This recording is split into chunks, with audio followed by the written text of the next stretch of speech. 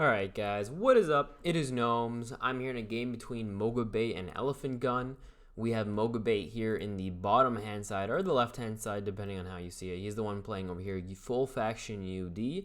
And on the top slash this over here east hand side we have Elef4ntgun. He is playing actually STUD. When you see Leoss, generally you often think STKF. Wait, no.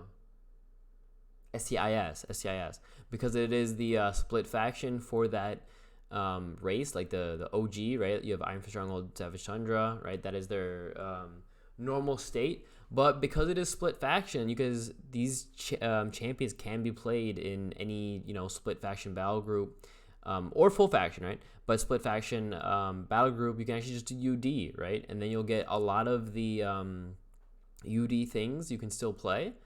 A lot of the Leoss things you can still do, but then you get instead a different upgrade. So instead of having, let's say, extra health or extra, resistance against spells, you get damage in this case, for example. So now this champion's at 15 damage. It's actually a cool idea also, just because UD, you get 2 damage, right? Well, in all, you get 4 or 2, depending if you're ranged.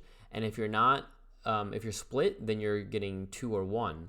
But in the case of this, then, because you have that Pride of Ior, you're getting 4 from the Pride, but then you're going to get another +1 from being partially UD. So you get then the basically full faction UD bonus, and you basically get the full faction, or you get at least the partial ST bonus here. So actually a cool idea, right? Right, so it's +4, just like UD would normally have, but then you get +1 more for being partially UD. Huh, cool. Now we're gonna move in. This Jengar Arcana is at 10 speed right now from this haste that we see on the Magnate.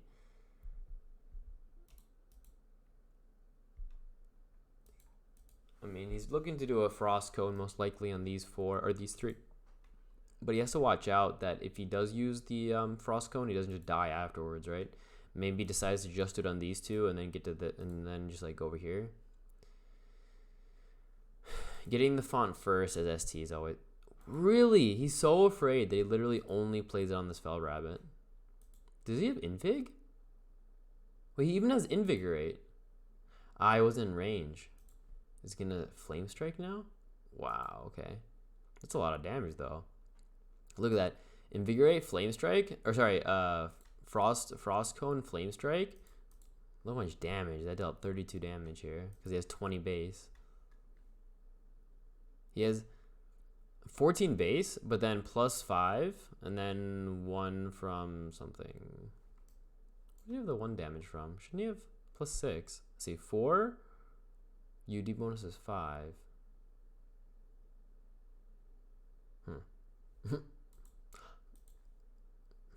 I should have no idea. Probably from the Magni's Blessing. But it doesn't have Majestic on it. I have no idea why it has 6 damage. That's kind of trippy. Oh, because it's not ranged, dude. That's dope. Yeah, it's not ranged. It's a melee champion because it doesn't have a ranged attack. So it gets +2 from UD, and then plus the 4. Ah, cool. See, yeah, that's just really cool. And there's a spell, the Concord of Ior, which gives them the what's it called, hostility. So you'll literally see this champion at 25 damage. That's kind of dope. Anyway, it does a lot of damage, but is also slightly maybe too far forward. I guess we'll see.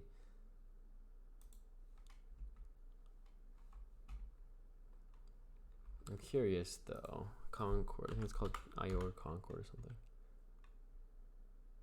The Ior Concord, Alright, it's STIS, so we can actually play in this battle group as well. It's not full faction. Ooh, the heal from the Grief Bear's Fountain, full heal.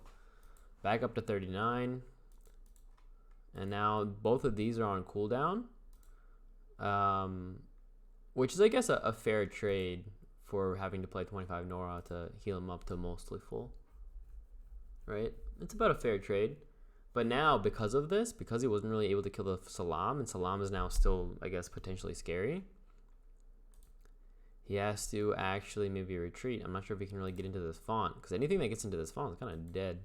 I mean, he plays Divert actually instead of the Impervious. So instead of Righteous Shield or whatever it's called.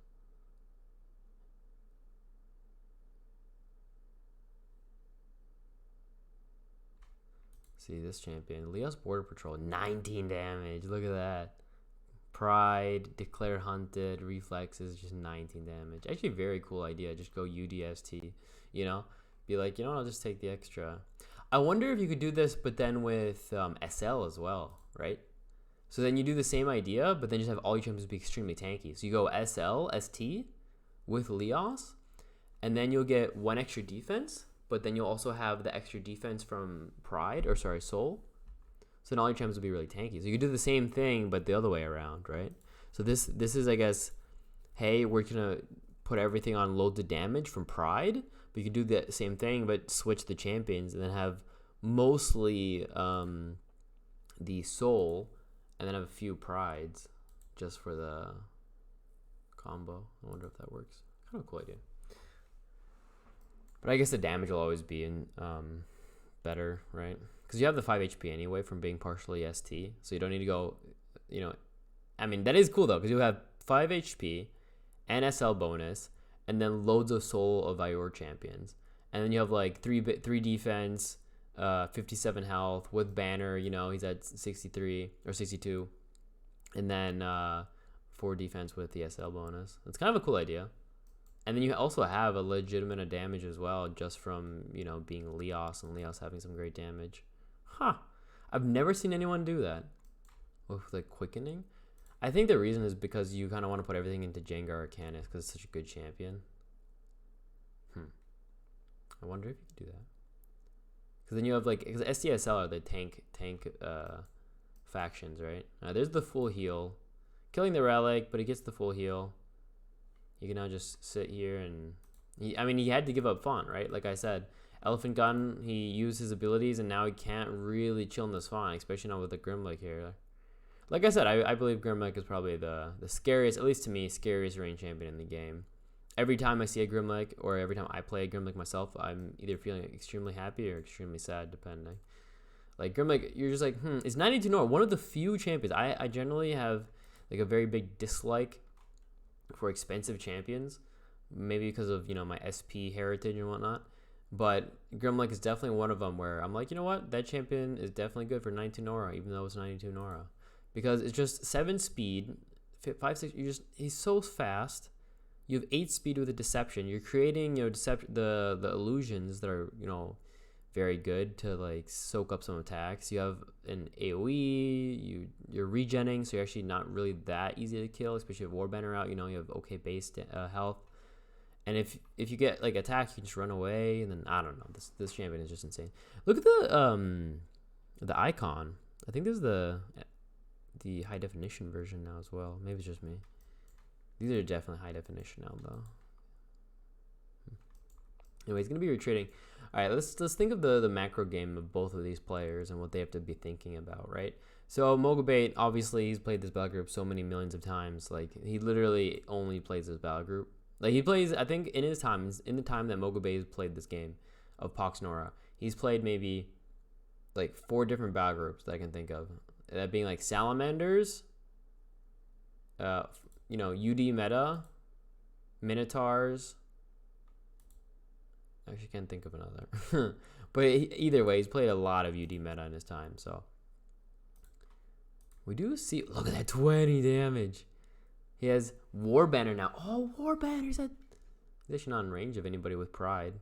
But he would be at 21 as well. He's at 17 base. And that's just from UD bonus and Warbanner. Holy. That's actually dope. Okay, this UDST idea is really cool. Just from the, like, upgrades. Not even from, like, the you know, not from the race. Because, like, I think Leoss are cool, but whatever. But, like, the idea of just UD with all this Pride going around. Pride of your UD. He's hastened now as well, so he has 10 speed. He's at 58 health, even though he just took 5 from the Impatient, right? So normally he's at 63 health. So he's actually legitimately tanky as well because of ST and stuff. And you can even just play what's it called, loyalty on this champion too. The Regal presence, so you could even have 5 more health on these. Oh, he's at 16 damage too, because he also has pride. Huh. But what I'm really wondering here, because this is definitely an aggressive battle group, right? If you're playing 2 champs with Invig, Divert, you're playing Bloodmane Ravager, you have to play aggressively generally with this, right? You're half UD. I'm not sure if this really scales into late. Like against almost every UD battle group, I would say that UD loses a late game, like when there's a lot of champions on the board, generally. But obviously not against MogaBait's battle group, because MogaBait built this battle group to work fine late. Like he has max rec probably, and then all his champions are just so good in the 1v1 that generally every one of these UD champions is worth, let's say, 1.25 of every other champion. So if you're even in champions here and here, and they don't have some scaling, then usually these UD champions are winning, right? And that's because like you have, here's a pet, you have Grimlake, which is just very efficient. Balefire Knight with like quests and Flame Strike. You have Gatekeeper, which gets really insane once you have the Impassion go off. So all these champions are worth just like slightly more than the enemy. So unless the enemy has like actually scaling, you generally are just winning late game, even if you don't have, I don't know. That's kind of how I built my SP battle group when I think about it too. It looks like he's moving in for the shrine possibly, or maybe just spreading out. I really don't know. He's down a font. He's slowly gonna be losing out in champion advantage, but for now his champions are just so so huge. They're scary as hell. I wonder if he's thinking about going for the shrine maybe, or he's just gonna bait. Maybe he's just gonna bait to at least transfigure the shrine or something, and then he'll just retreat again, because then he's again fine in Nora, right? Once the shrine transfigures, then it's 3 fonts versus 2 fonts, but he has his font Nora. And you get a lot less Nora if you don't have your if you have your shrine transfigured. So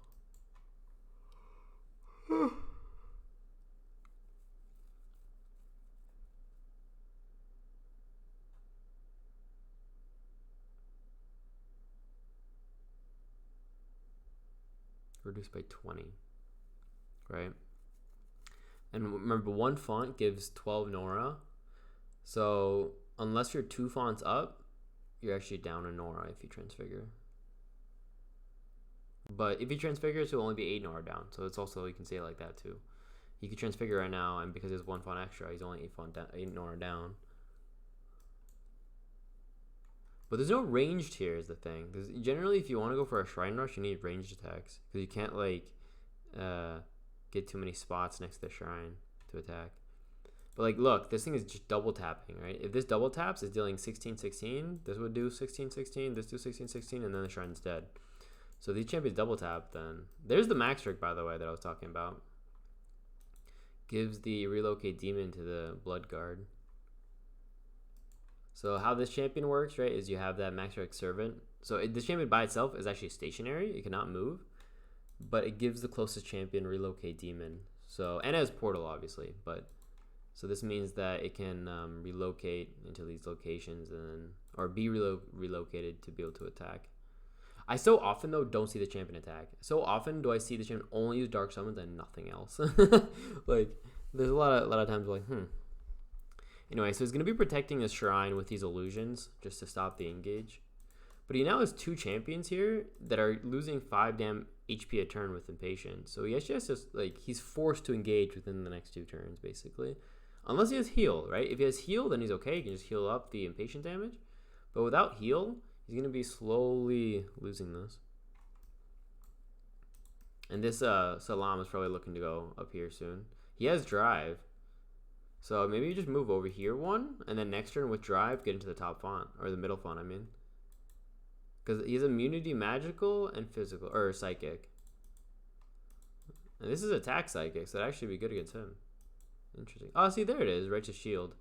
So you can just move in, Righteous Shield, Invigorate. I wonder, can he do that? So go here, Invigorate with him, go up another 4, Invigorate with him, Righteous Shield, and then double tap. And then he'll get 2 taps off no matter what, and he'll be immune. But of course, there's always, what's it called? Soulfire or something? The thing that dispels for UD, the spell. You have to be afraid of that. It's actually interesting when you play against meta battle groups like this. You have to be a bit more afraid of them playing like tech cards, because meta is often just like cookie cutter galore and nothing else.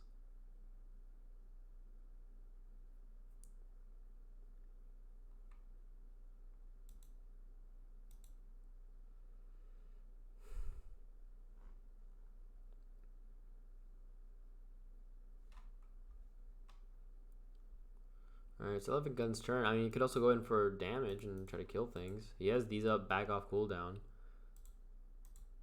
Who's he hasting, actually? Hastening? Him? Yeah, so he hastens the Blood Main Ranger. I think he's going in next turn. Yeah, it looks like he's going to go in next turn. Next turn he'll go in. He has 2 Invigs. He has Righteous Shield. He put haste on him. I wonder if Elef4ntgun, because he knows that next turn he'll be going in, if he's going to go in this turn. So I wonder if MogaBait will just say, okay, I'm going in now. Or at least like play a spell to stop him. Could be. What's this? Blue Fist. See, one of the champions that does get Soul of Ior, actually, doesn't get Pride, but still deals loads of damage because of charged. These Kai Strike and Charge Frost attack. So if you just wait a bit, you then get like triple taps first of all, and you get loads of damage, right? Because here, the champion's next phase attack, this turn has damage equal to the number of charges. Of course, you lose a third, but let's say you're at like 10 charges, you do this, you're doing 10 extra damage, and then you can also still do a Frost attack or a Frost kick. So then you're doing like upwards of like 35 damage with just one champion. All right, so MogaBait's calculating, it seems.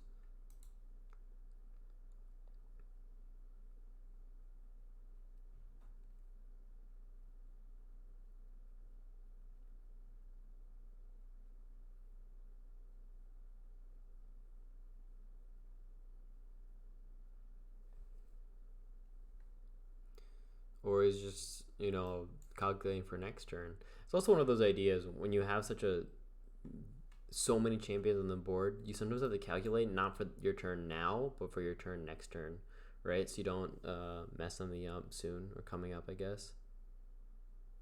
So he's like, I don't know if he has enough time to do his play if he doesn't, like, to calculate it this turn and then do it play next turn. It's just very hard to calculate things for next turn because of you don't know where they're going to move to. So you can't calculate AP so easily, right? You can calculate damage and say, okay, these champions need to get an attack off and I have at least this much damage. He transfigures, okay. I was wondering, because like I said, he's now only 8 Nora down. But he can run away. Yeah, exactly, he just runs away. I mean, he's smart. He's smart. It's boring, but he's smart. Because, I mean, we knew he was going to move in with his Blood Mains next turn. And he knows it too, right? Thing is, though, and I think about it, he has the Defender of Chaos. Right? So when damage would be dealt to your shrine, it isn't dealt to this unit instead. So any damage that these Blood Mains would do would actually just kill the Bot Gatekeeper. Now we have Spell Breach. That'll give loads of speed over, I guess. Drudgery. Oh, shit. Yeah, okay. Like I said, this battle group is just built for late game. It's built for UD late game, which is insane. But then you still have strong early mid because your champ's so strong.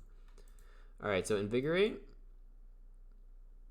Oh, he's just gonna go to the whole other side of the font. He's gonna go to the other side. He's like, you know what, bro? I'm gonna move over here. Fuck you. Invigorate again. Exactly. He just moves over to the other side. Yeah, that's cool. He says, you know what? You're gonna transfigure. That's fine. You're now getting less Nora than me. I'm gonna get this font now. Now it's 2 fonts to 2 fonts, but I have my shrine. That's actually kind of dope. And he can Frost Cone at 21 damage. He's actually in range though. He has to move out of range first. Like, this champion has to be moved out of range. Does he have the kill, though, is the question. The 16. And he's doing... Oh, what a play, though. What an intelligent play. He gets the kill. He's going to get in the font, get the Nora Globe. And now, he can just retreat with these guys. Go say, hey, you transfigured. I took your font because I literally had, 50 AP or something. And now we reset. Just chill. Look at that. Crazy. Dude, that play was so smart. I mean, it was a long play, but he baited, right, with these Blood Mains, too. He's like, you know what? Hey, buddy, I'm going to hasten. You're going to have your shrine die. I think if he didn't really need to transfigure because he has the gatekeeper with the defender of chaos, and now he's just so far behind. Wow, what a, like, that's one of those things where it's not even like a play on a nice kill. It's just an outmaneuver. You know, that's just an outmaneuver play right there. And now he has more AoEs. He's saying, you know what, I'm ready for late game. I have more AoEs, we're ready. Let's go. Right? He's now at 3 fonts plus shrine versus no shrine and only 2 fonts. He's up so much Nora. He's up 20 Nora a turn. Or even more, right? 36. Or 32, sorry. Right? Because it's 12 from the font and then 20 from the shrine being deployed. So he's up 32 Nora a turn. He can just deploy. And this max rec is like, what am I doing now? I can play Dark Summons every once in a while. But I need a continuous fight for this to be good. Wow, what a smart play. He just says, you know what? I'm going to put you over here. You're at 10 speed. I have double invigorate. So you're at, you're then at, did he have drive or something? I thought he had drive too, but no. He was at 10 speed. He got 10 AP, right? Or even more. He was at 14 AP because he had full AP, right? So you got 14 AP plus double invigorate. Puts him at 22. 22 AP, just move all the way down here, double tap. He moved from this side of the map to this side of the map, attacks twice, and he used the 1 frost cone. Wow, cool.